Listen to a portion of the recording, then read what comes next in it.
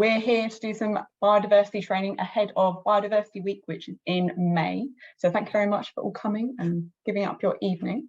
I'm Georgie. I'm part of the big Tiny Forest team within the science team. So I've gone out and done lots of the science days, but I also work on choosing which trees fit the natural habitat there and that they're native to that particular area. So that's what I do. And then lots of you will have met and spoken to Divya a lot. Right, so just a quick overview of what we're going to do, and then we'll go straight into showing you how to get on with it and get out into the field. So I'm going to just briefly recap Tiny Forest, although I'm sure if you've attended any of these webinars, you would have heard a lot about them. So I'll do that nice and quickly. And then we'll talk a bit about biodiversity within Tiny Forest, and then we'll go into the portal and show you how you can do your biodiversity surveys and how you can access those, and then getting you involved in Biodiversity Week. Right, so tiny forests. Tiny forests are a dense, fast-growing native woodlands. So we base them off of a reference forest local to that particular area. So those forests and your tiny forests are all unique and are all native to the region. And so we plant 600 trees within the size of a tennis court. So it's about 200 meters squared. So we're planting 3 trees per meter squared. So it's a lot more dense than you would usually see for urban planting. And this is because we follow the Miyawaki planting method. So Miyawaki was a Japanese botanist, and he developed this method in the 1970s. And its aim was to get rapid regeneration of native and natural woodlands and pristine areas to recover those that had been affected by human disturbances and stuff like that. So the way he's done it is he's selected trees species and shrub species, and so you get a large variety of trees and shrub species.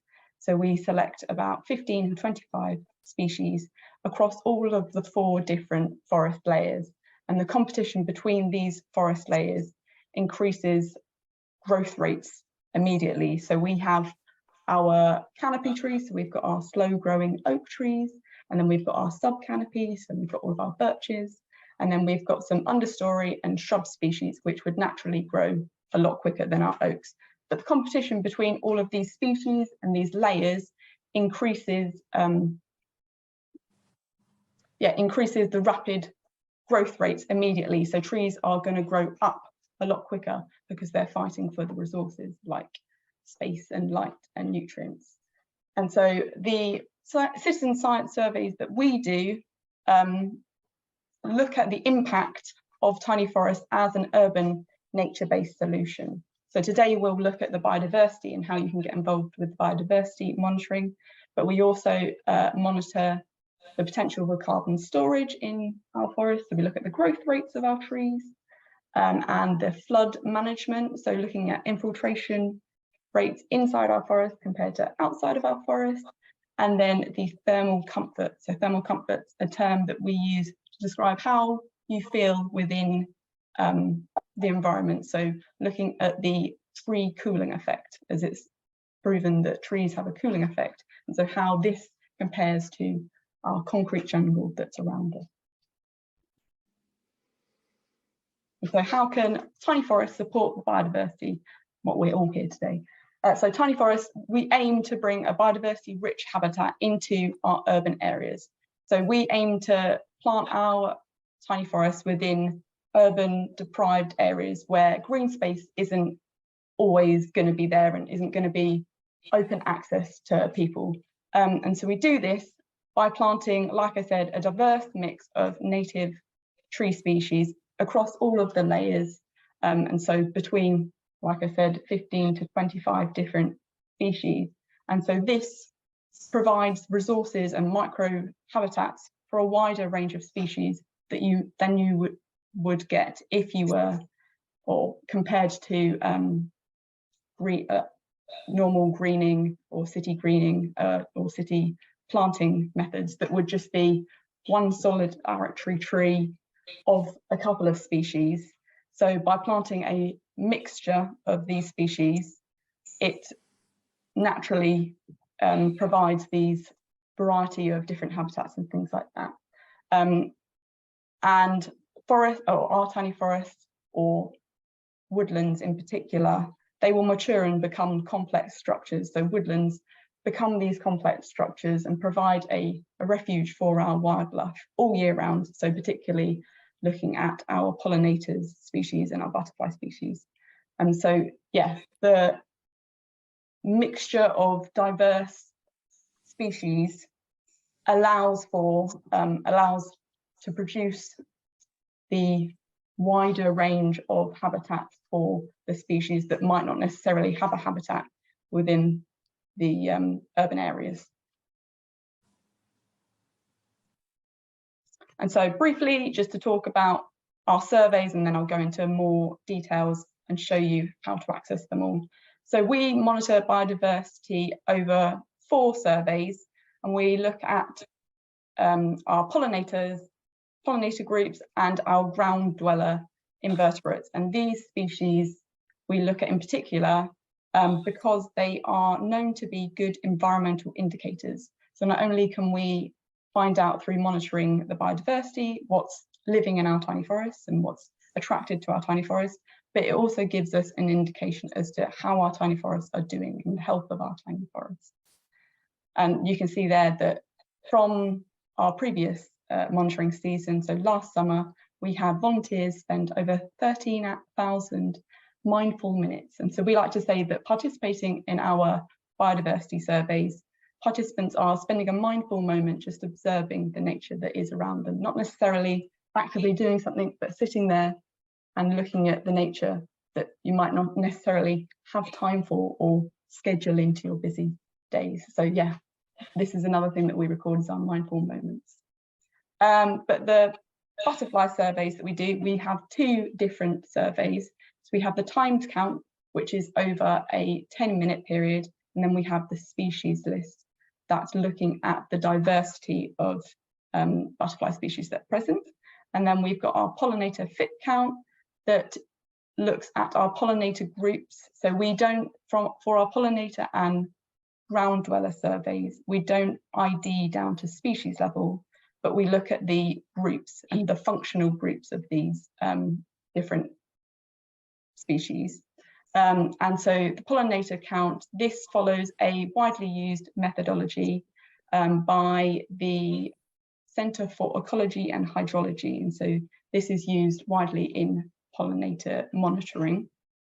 So it's a simple methodology that looks at the difference in diversity and abundance of our pollinators in tiny forests. And then we've got our ground dweller surveys that go down very well with little children or indeed adults, but these are always a favourite when we do our science days in the summer with young people. So we do our ground dweller surveys looking at the soil biodiversity.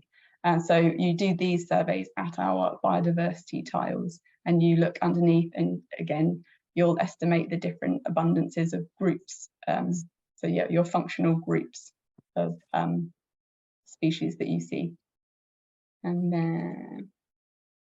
then I'm going to quickly whiz round the Tiny Forest portal just to show you what we've got, and then I will go into the different surveys, and I'll probably stop after each survey to get a feel of if anyone's got any questions. Otherwise, it'll be a bombardment of lots of different questions.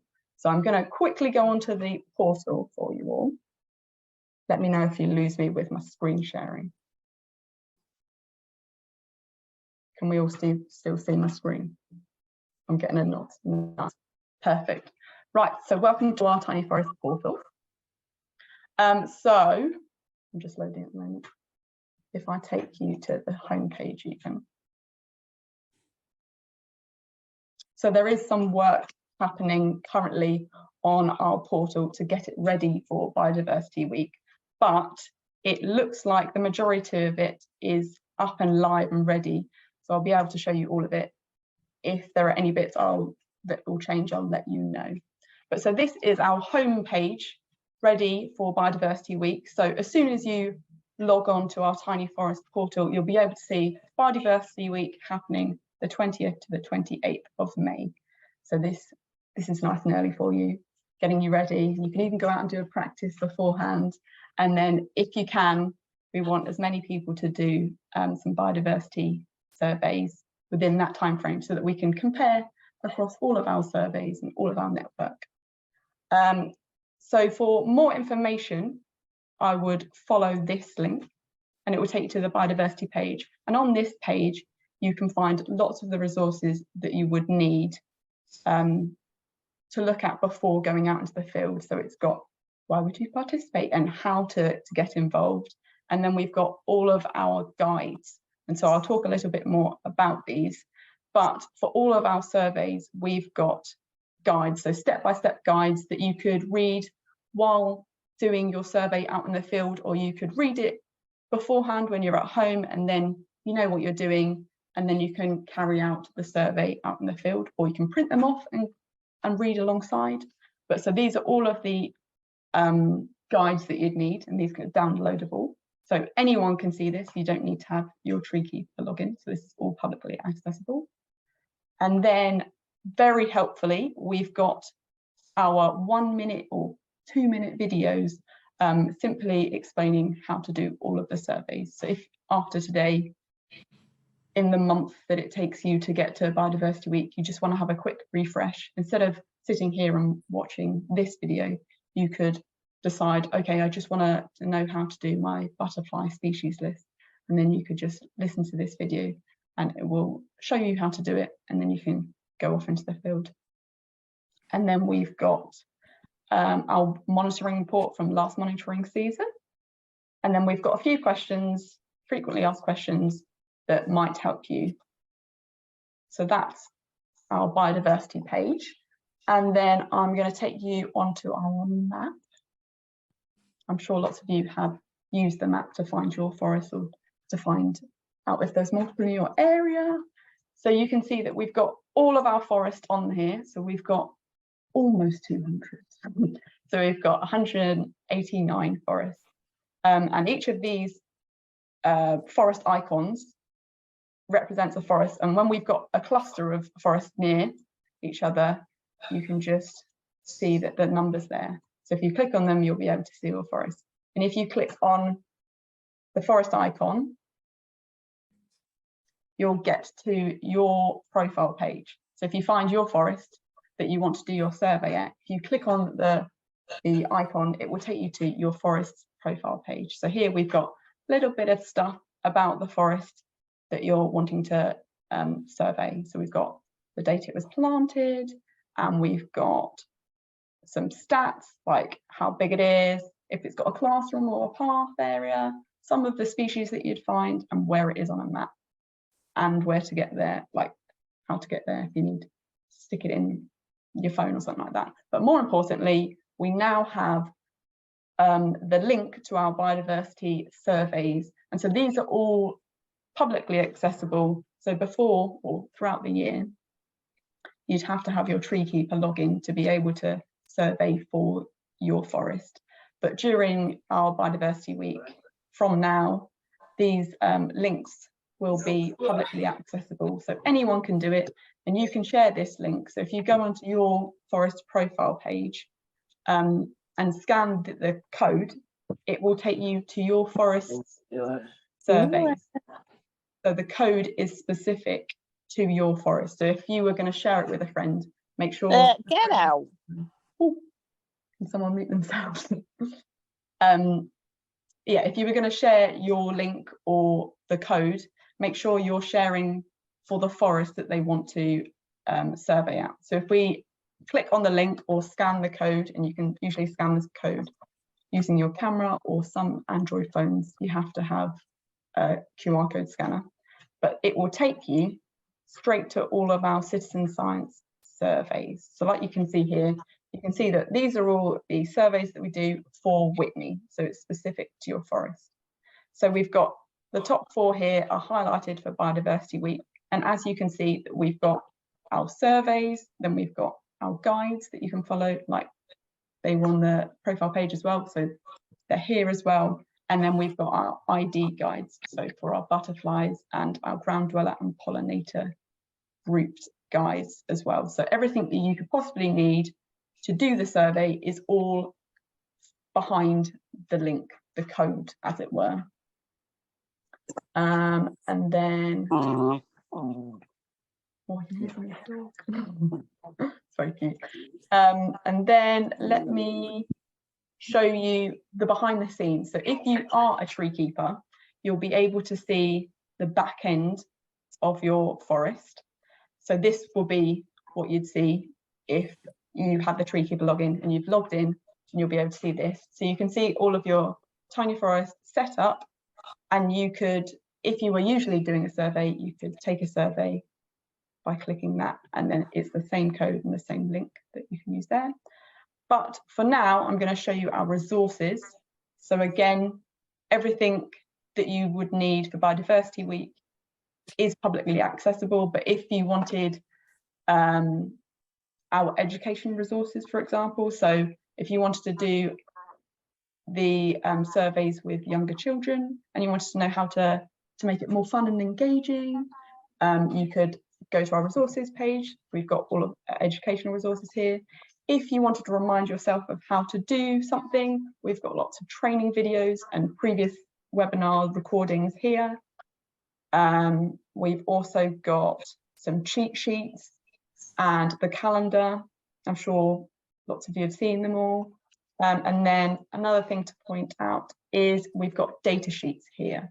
So if you don't want to use, or if you can't use your phone to out in the field, if you don't have internet, or you're worried about using your phone, or if you're working with a group of younger children, you can print out a data sheet, so they're the same as your survey, and you can do the survey that way on paper form, and then just make sure to fill out the data that you've got back into the portal at a later date, so that all your data is included as well there. Anything else? I think that's enough for now. Any questions in terms of portal, how to access your links for Biodiversity Week? Any general worries? Speak now. Or would you like me to carry on looking at the surveys? I'm carry on, thanks. Cool, cool. I see one thumbs up. Okay, that's good. So you're all still following me. Perfect. So right, I'm going to just go on to the list of surveys here. Nice, thanks for the thumbs up, Ness. So I'm going to first take you through our butterfly surveys. So we, as I said, we've got 2 butterfly surveys. So I'll look at the timed count. So I'm just going to click the start survey link, as you would do if you were out in the field. And as you can see, as you start your survey, you still have access to your survey guide and your ID, your ID guide here. And so the ID guide that we use for both butterfly surveys is one from the Butterfly Conservation Organisation. So it's a guide that shows you all of the species that are likely to be seen within a urban setting. So it's going to have lots of different species, all wide generalists or widespread kind of thing, but this is what you're likely to see. Yeah. So first things first, the date. This should automatically fill out with the date that you've got or that you're opening up on the survey. Only thing to point out here is that if you were doing it in paper form and filling out the data online at a different date, make sure that this survey date is the date that you were in the tiny forest collecting this data. And then we've got location that you're doing this survey. So for the butterfly surveys, you can stand outside, you can be outside of your forest looking into your tiny forest. But you can also do that in the classroom area. So some tiny forests have our classroom and seating area, and then you could do it in the edge of the tiny forest. So we like to say that the edge of the tiny forest is within 2 meters of the fencing or the path or the classroom area. So if you're within that 2 meters, you would say edge. But if you were in the thick of it, in the middle, you'd say the middle. So I'm going to say that I'm in the edge of the tiny forest when I'm surveying. And then, like you can see here, we've got all of the different species that are on our ID guide are here. So you can see some of them are photographed, like some of them are drawn, but you've got all of the different species that you might see. So it's a good idea, if you were doing the survey before you start your 15-minute timer, is to just either look at the ID guide or have a flick through some of the species to get yourself familiar, to be able to see what you might expect, so that it makes it easier to then record your species here.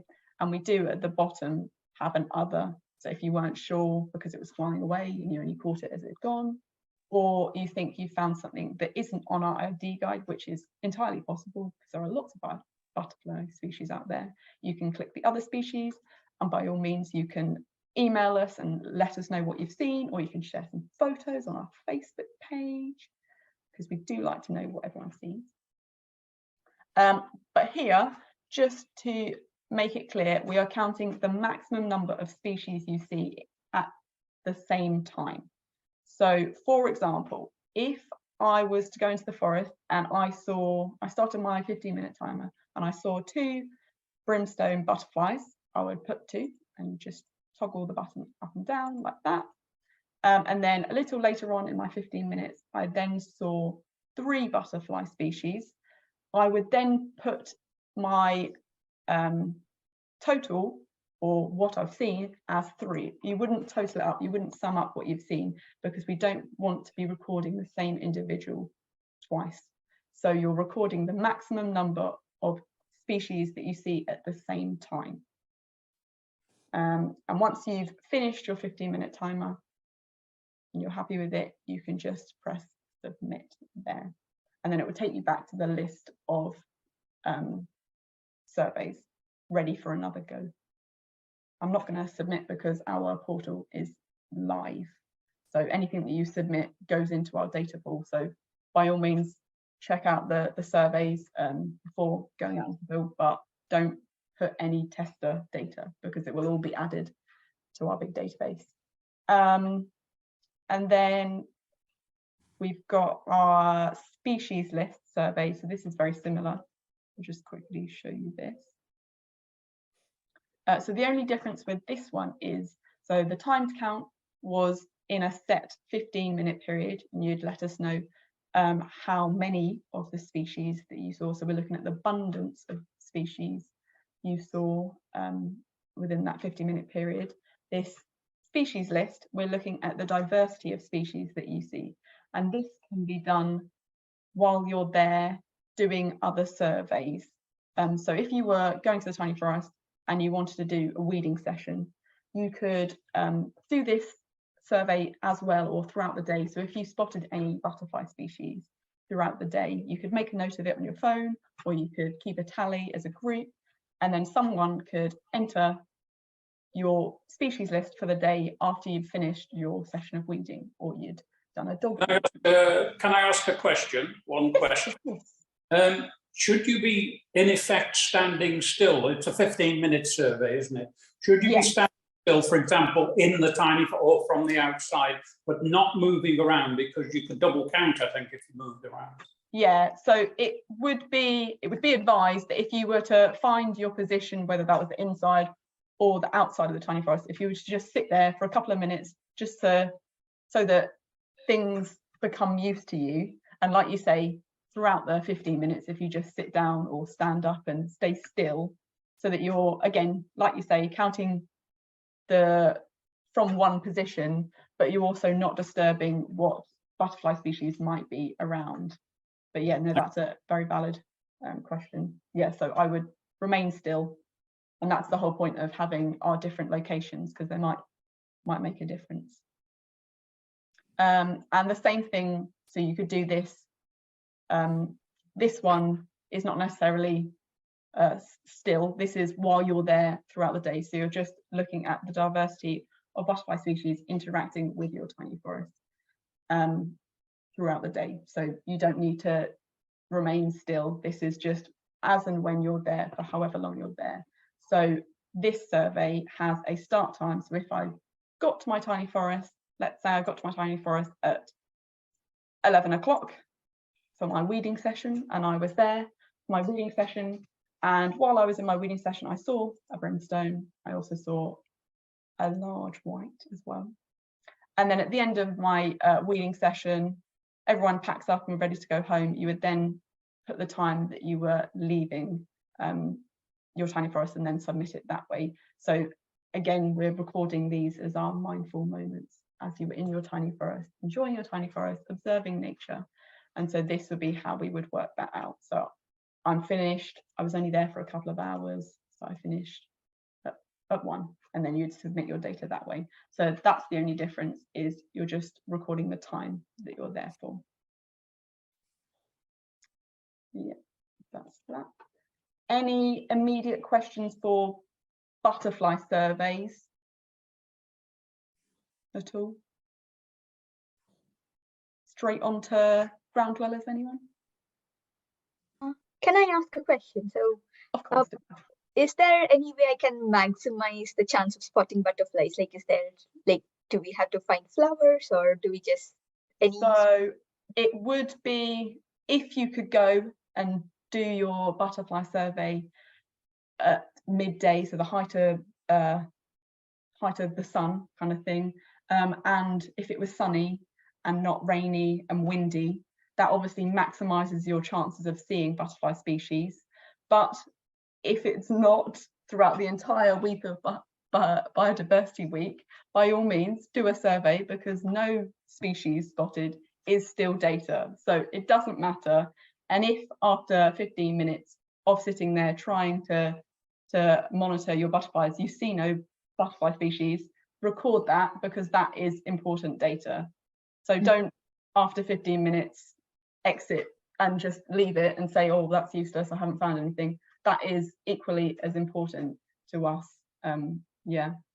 And again, for, like you were saying, for should I find flowers, that is something that we're recording in our pollinator count as well. So looking at the setting as to where it is and what could potentially be drawing them to that area as well. So that's something that we're looking at. Thank you. No worries. Good question. Any other questions? If not, I will take you through our ground dweller survey.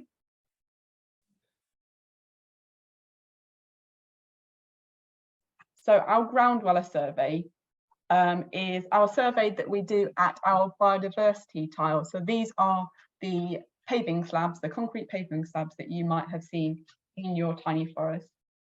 Ideally, there would be 6 of these in your forest. We would place 3 in the middle of the forest and then 3 at the edge of the forest, so that we've got a good representation of the biodiversity across the entire forest here.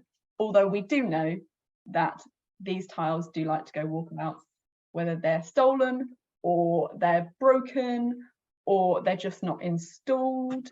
So this might not necessarily be the case for your tiny forest. So we do here have at the top of our survey, we've got a link to an active questionnaire, just to, so if you've been to your tiny forest and you wanted to do this survey and you couldn't because you couldn't find any tiles, if you fill this out, this is always ongoing, so it just lets us know. But if you wanted to do this survey and you wanted to try and find a solution, by all means you can email our tiny forest. We are trialing a different tiles. So if you are super keen in doing this survey and you wanted to do it for Biodiversity Week, if you reach out to us, we can try and help you supply a different biodiversity tile. So it wouldn't necessarily be our concrete paving slabs, for obvious reasons. They're quite difficult to post and very heavy. But we're trialing some other materials like wood, like carpet, as part of a branch off project, and so we've got a student starting hopefully in a couple of months, so that could be a potential solution. So if you know this is a problem for you, let us know if you've got any, or if how many are missing and your forest, and we can follow up with you. If that's not a problem, that's fine, ignore all of that, and then you can carry on doing this as per now. If when it gets to Biodiversity Week there aren't tiles there, you won't be able to do, or you won't be able to monitor this survey for ground dwellers, but by all means you can get on your hands and knees and have a look at what you can find, so it's always exciting. So again, you've got your survey guides, so your step-by-step, and we've also got our ID guides, so helping you to group your species, but lots of these species are very self-explanatory, although there are clues in the ID guides as to how to identify between your surface feeding and your soil feeding earthworms and the millipedes and centipedes. So if you look at that, it will help you. But so to start the survey, you just need to select the number of the tiles. So lots of these tiles will be labelled 1 to 6. These are just labelled with paint or marker or spray paint. So if your tiles aren't labelled, you can label them yourself. There's no particular order to label them. So if after a couple of years the paint's worn off, you can just redo it yourself. So if you just stick the number down that you're at, so I'm at tile 3, and then you would lift up the tile, potentially get your camera ready, because lots of these creepy crawlies like to run away quickly. So get your camera ready, and then someone can lift up your tile, and you're estimating the number of individuals in the certain group that are under your tile and on the bottom of your tile as well. So that's always got some stuff there. So you're just counting the number. So I've got 2 earthworms, and then I've hit the jackpot, and I've got loads of ants. I've hit an ant's nest. For this one, it's an estimation of grouped. So it's grouped to 10. So you can just have a look and say, oh, actually, I've got quite a lot. I'm going to go for 40. And then you would just submit. Again, we've got an other option here. In the past, some exciting others that we found, a frog. And in one of my first science days, I came across a digger wasp nest. Am I right? Yeah, I think it's a digger wasp nest. And so that's exciting. Again, so you never know what you'll find. You found a newt? Yeah. There you go. So yeah, have a look, take a picture, share it, because it's always very exciting. And that is that. So that one's quite simple if you've got your tiles. If not, it's more complicated. Another thing to say here, if you are a first year tiny forest, so your forest was planted this season, so this winter, you might want to check before going out into the field and doing your ground dweller survey the setup of your tiny forest. So if you are a tree keeper and you have a tiny forest login, you'll be able to do this. So let me just take you back to the profile page. Flipping between. So I'm going to use Whitney as my example again. So you'll see this if you're a tree keeper, and to just check that your biodiversity tiles are set up on the portal, if you go to the left hand side to Tiny Forest Setup, you click that and it comes to the drop down, and you go to Manage Biodiversity Tiles. So if you click this, you'll be able to see, if you scroll down, if all of your tiles are set up, you'll have them nicely presented here, and you'll be able to carry on and do the biodiversity survey as we've just said. if you get to the biodiversity survey and there's no numbers in the drop down and it's saying you can't do this survey, it might be worth checking here. So if you've got no tiles created, you can simply create them yourself. You can just stick, I'm going to do 1, and then again, like I was saying, we're trialing different materials. So make sure you tell us the material that you've got. So at the moment, all of our tiles are concrete and stone. And then you can just estimate where you think your location is. If you're not sure and you get it wrong, that's fine, because this can be changed at any time. So that's fine. So that's another thing to check and remember before doing this. And this will only really apply to the forests that were planted this year. And also, I would think probably taking some paint along. So if in case the numbers are not marked, like ideally our contractors are told to number the tiles and then keep them there. But in case they've missed it and there's no number on it, I think a good idea would be to take a small bottle of white paint, if available. And then, or a marker or anything, just to mark some on the tiles, and then register it here. Yeah, we are investigating, and hopefully Biodiversity Week, every tiny forest should have at least one tile generated so that everybody can do the survey. But this is just something that if you're a tree keeper and you wanted to do this survey at any time, it's worth checking, and you only need to create them once, and then once they're created, you can carry on and anyone can do the survey. So it's only the first time you do this survey that you'll need to check and create them. Does that make sense? That was a lot of information, and some of it might not apply to you. Any immediate questions? I'm taking silence as good. And yeah, just to be careful with the tiles while lifting and placing them down, because they're quite heavy. Very heavy. Okay, we've got our final biodiversity survey. We're looking at the pollinator time to count. So this is following a very simple methodology again, and it's widely used for pollinator monitoring. Yes, again, we've got our surveys and our ID guides here that you can be using at any time while you're doing your survey as well. We've got the date and the location again, so either middle or edge.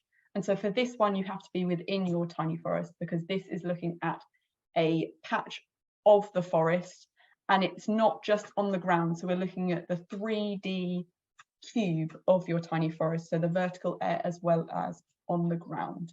So that's something to look at. And like I said, this particular methodology is used a lot with other organizations as well. So we've got lots of additional questions to do before you get to the monitoring that help us in the long run be able to compare our data to other organizations, so it can be a direct comparison. So we've got to assess the weather conditions. So hopefully, fingers crossed, when you're doing your pollinator count, it's dry and there's no rain, because that's a good start. And then we're looking at the sun and the clouds. And so I'm going to say it's nice and sunny, it's clear, there's no clouds in the sky. And then again, we'll look at the wind. It's a bit breezy here.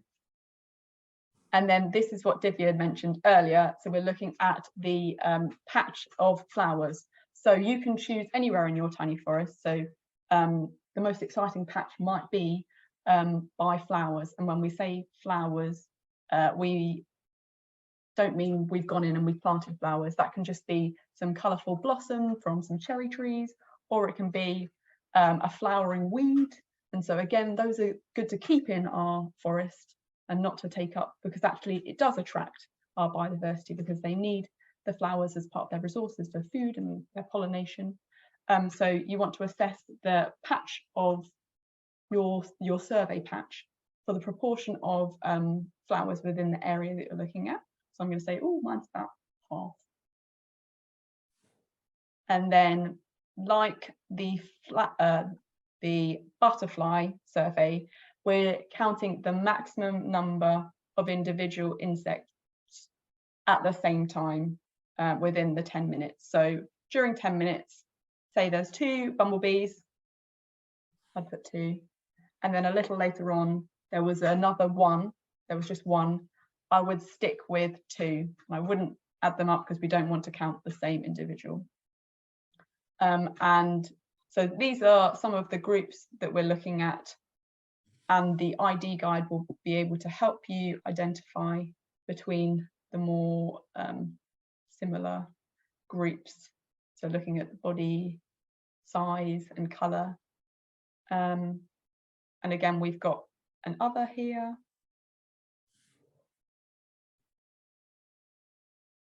And then before, so after your 10-minute observation period, you would then just fill out this last question. So looking at, in your specific survey patch, what was the sunshine / shade?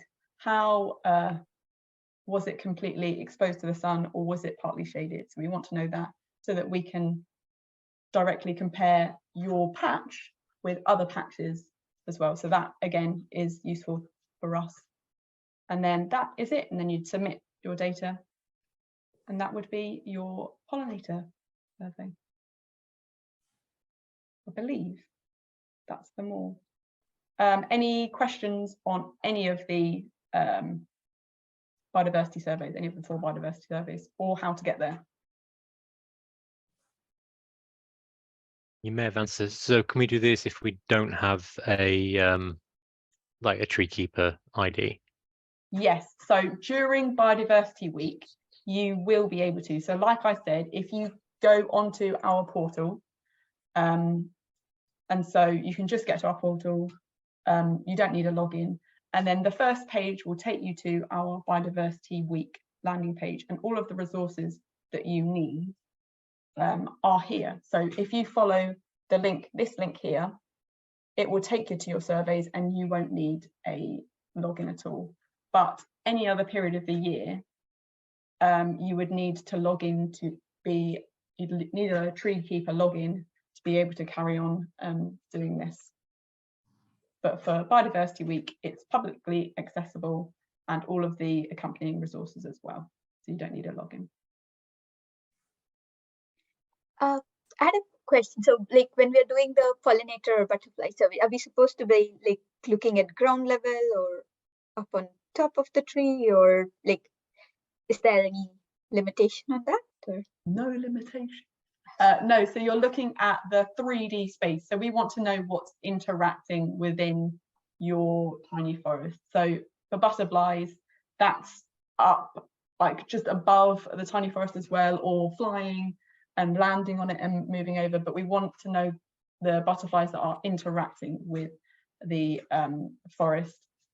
For the pollinator count, it's a 3D, we're looking vertically as well as on the ground. Lots of people get really focused on the ground, but you want to be able to see what's flying around as well. So yeah, you're looking at it from a bigger picture. I also had another question. So in case I was doing the butterfly time count, and after my 15 minutes, like when I'm going out of the forest, I see a butterfly, then do I log it in the species list? It'll be in the species list, isn't it? It's not in the... Yeah, that's really annoying, and that's the kind of thing that does happen. But yeah, in that case, that would be a really good idea to do a species list throughout your time there. So we want to know what was in your 15-minute period. So we'd record, or you'd record anything that you saw within that 15-minute period. But like you say, if you just stopped the timer and went to leave and you saw something else, that would be the perfect opportunity to do your species list, to let us know what's there. And so with the species list, we're looking at the diversity of species that are there rather than the abundance, which is what you're focusing on with the time count. That's good. Can we also have a look at the guides just to get a feel of what they look like?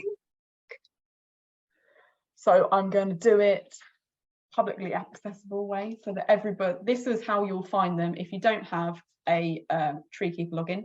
So this will be the first page you get to when you go to our Tiny Forest portal, and then follow the link for all information about Biodiversity Week. And then if you scroll down,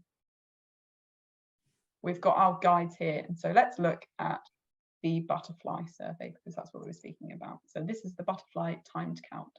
And the butterfly time count and the butterfly species list both have separate guides. And so these are simple 1 page or 2 pages letting you know what equipment you need. And for all of our biodiversity surveys, it's very simple equipment. So it's either your phone to record and your ID guide, or just your phone, because you can have everything that you need on your phone.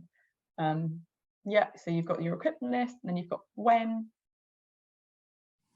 and then just how to do it. And so it's a simple step-by-step where to be. Again, it's self-explanatory. When you've read it once or you've followed, the survey walks you through all the steps that you need to do. It's only really for the other surveys, when there's lots of other stuff going on at the same time, that it's worth having them both at the same time. But for this, you could read this beforehand, and then you're pretty much walked through step by step using the survey. There's no need to like remember all of this because it's available there, and like Exactly. you can always refer back to it, or you could have look at the quick guide. So and then let's look at the ID guide. So if you were interested in what species would look like, so here we are. So this is the butterfly guide that's from the Butterfly Conservation. So these are just species that are likely to be seen within urban settings. So there's all sorts there, and by all means, this doesn't limit you to, this is everything that you're going to see and nothing more. And then on the back here, you've got super helpful where it might be distributed and at what time of year you're likely to see it. So that's our butterfly survey. And then I can show you our pollinator ID guide. So this is helping you to group our individuals here. So it's just asking you questions, and as it goes down, it filters into what you've got, looking at number of legs, body shape, that kind of thing. So these can be used for younger children as well. It's not technical. And then it's very similar, but our ground dweller ID guides here, following the same principle. Are the ground dwellers only insects? Pardon? Are the ground dwellers only insects, or well, I'd probably use a loose definition, but you're not looking for toads, etc. So we're interested in the ground-dwelling invertebrates, so the insects, like you said. Okay. Yeah. But if you do see other things, class it as an other, because that's what you've seen under our survey patch. Okay. Let us know, because again, it's very interesting. But for we're interested in the soil biodiversity, so that's why we're doing this ground dweller survey. And so these is what you would expect for soil biodiversity and what can be found in our soils. But other things can be found and is equally as interesting, but not for what we were looking at or setting out to look at when this was set up. But yeah, you can find all sorts under those styles. Thank you. Especially as they get older. So I think with the younger forests, it's mostly the ants who establish their colonies first. And then you start seeing the others moving in. We've got other surveys. So that's what we mean when we say just numbered. So yeah, just with some paint. I'm going to stop. When I go back to my PowerPoint, although I don't have much more, and I probably said lots of it.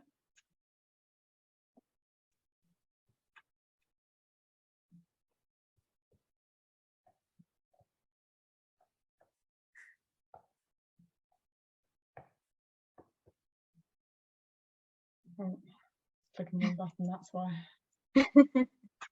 No one's going to tell me. Right.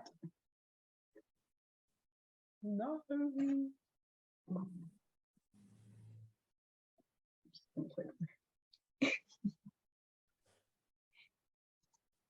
And then just briefly how to get involved with biodiversity. So you can become a tree keeper, but like I said, you don't need to be a tree keeper because everything that you would need for Biodiversity Week specifically is publicly accessible on the front page. So you've got your survey links for the forest, you've got your ID guides and your survey guides that I've just showed you.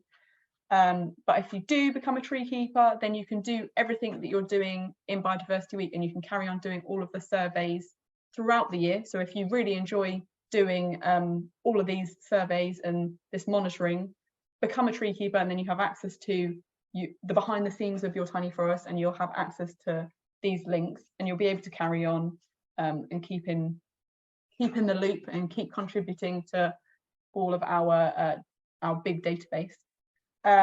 Like I said, check your tiny forest portal profile setup. So this is for tree keepers now, especially tree keepers of forests that were planted this year. Just make sure that your biodiversity tiles are on the portal. Again, it's only a one-time thing, so you just do it once or just have a check and then you can carry on and don't need to worry about that again. We will, I think, circulate how to set it up again for everyone because it's easy to forget. And then just find the survey link and share with anyone that you want to get involved. Make sure that you share the link for the forest that you're both going to, otherwise they'll be contributing to another forest database. But get involved, yeah, just share it with anyone and everyone, share the word, share the event, and enjoy. And that's it. I think you've done very well because there was a lot of information bombarded. But yeah, any questions? Does anyone know that they don't have any tiles and are particularly interested in doing the ground dweller survey? I'm pretty sure we have at least one missing because we found pieces of it in Derby. Okay, I'll make note of that now. So I think this was the white waterhead. White-breasted water hen. Yeah. Yes. I'll check. I can go back and check how many tiles we still have. Mm-hmm. I think I think I saw 3 when we were last there, but okay. We've definitely had at least one smashed up because we found pieces of it with a frog underneath. But yeah, not a complete tile. Okay, just let us know. I'll check with so this is the 7 Trent Forest, so I could check with one of our project managers and see if they can send a replacement, or yeah, as Georgie said, if we could send one of the other alternate materials. So yeah, okay, thank you. I don't have a question as such, but I do have a sort of observation. I suspect I'm one of the oldest here. And I'd just like to reiterate that I started driving in the mid-1960s. And if you went and drove for 50 miles, say, on a summer's day, spring day, your car screen and your number plate would be covered with insects spattered. Obviously, couldn't help killing them. And that is simply not true now. And I think this information will filter into the general scientific establishment and try and find out. I don't entirely buy any of the things that are said. Loss of diversity, loss of habitat, yes. Climate change, yes. But there's something else, and it's not just sprays on the fields either. There's something else going on, and the scientist in me tells me we really need to know if it's a combination of circumstances, if it's just exactly what is going on here, because it's remarkable. I'm talking about a major effect now. The car screen and everything, you used to have to scrub it after 40, 50 miles, really, with one of the plastic scrubber to get it clean. So it's just a kind of observation about how important this is, because science always produces answers which are more complex than you think. And we may find out. Maybe the insects have got smart around the cars, but I doubt it, right?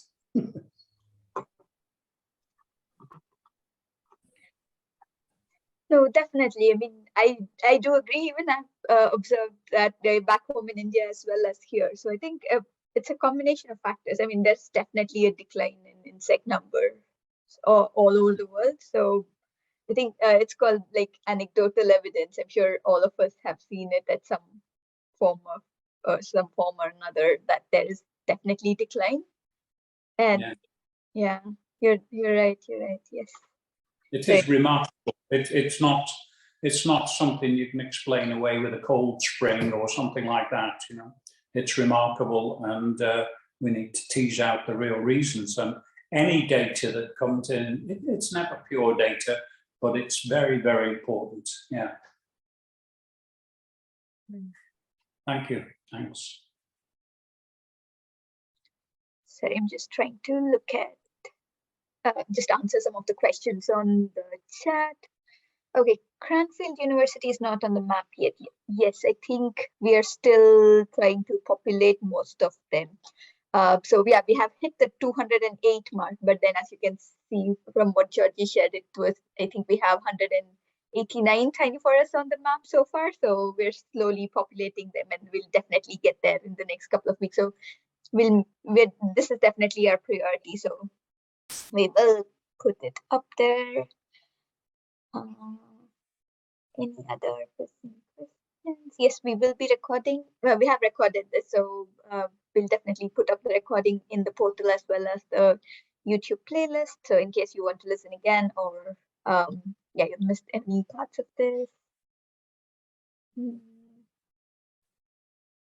Okay, so the next question is from Katie. Are these service exclusive for to plant a tiny forest, or do we include monitoring of ancient woodlands?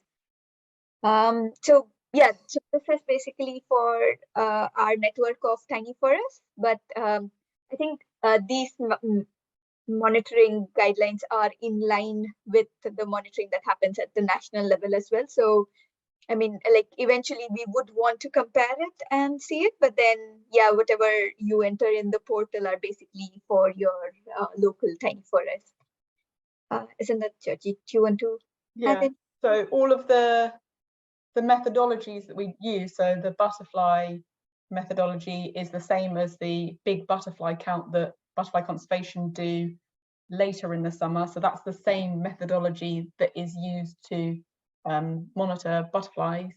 Again, like I said, that the pollinator methodology is used widely to monitor pollinators, not just in tiny forests, but we're using it as a methodology so that we can, like Divya said, compare our data in our habitat and network with other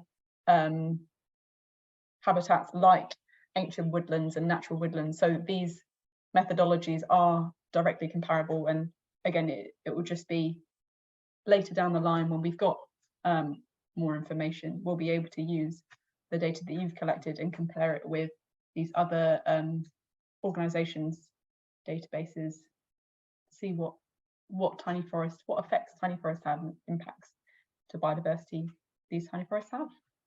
And another thing is, like, even within the tiny forest, we at least hope that it keeps changing, because like with tiny forests, there is a lot more, like the canopy hasn't established, so you might have like a certain set of butterflies and pollinators using the forest, and as the trees grow bigger and the canopies close, and then there are not too many weeds and other things growing underneath, then the species of butterflies that are visiting the forest might be different. So like even in your forest, it will be nice to actually monitor and see how it has changed year on year. So you always have access to the data that you have collected at all times. So even for you personally, it might be a nice experiment to see, okay, these are the ones that we saw last year in our tiny forest, but they're not visiting our tiny forest this time. So yeah, so, and I think we are also trying to have this kind of interactive information populated in the portal as well. So we might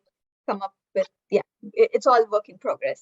Stay tuned. There might be a science page coming out after Biodiversity Week where all of this data can be, and it will explain how you can use your data and what immediate impact you see.